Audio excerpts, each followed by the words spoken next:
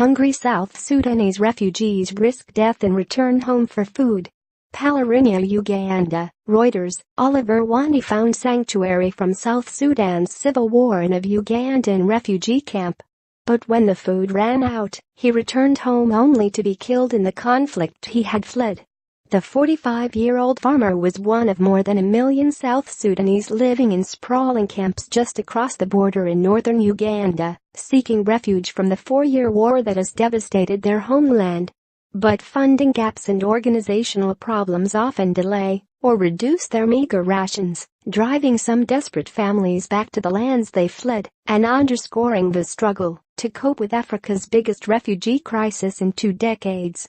Refugees from South Sudan have been arriving in Uganda at an average rate of 35,000 a month this year. The d.eath camp was home to 285,000 people at the end of September, according to the UN's refugee agency, making it the biggest in Africa.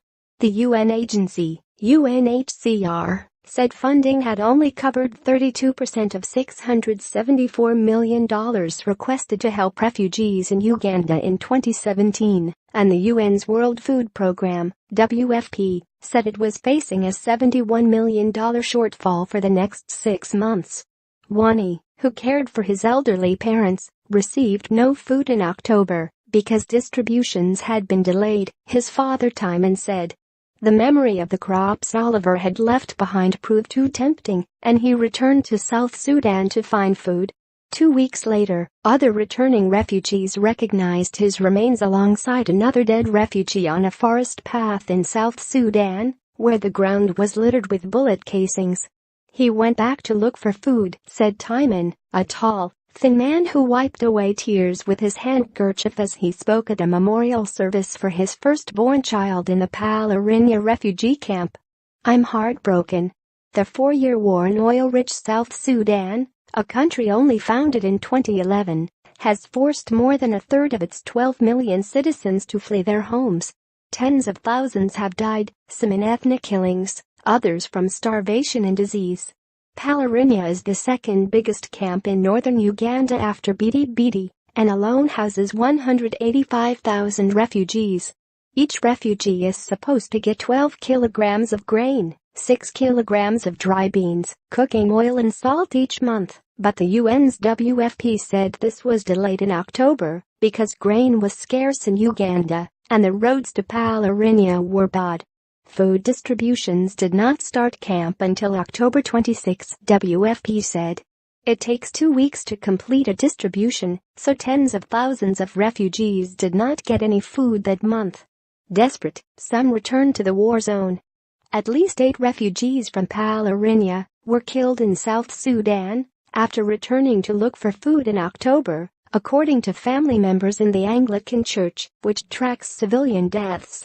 In August and September, when rations were distributed normally, just 2 refugees from the camp were killed when they returned to find food, the church diocese in South Sudan's volatile Kajokiji region said.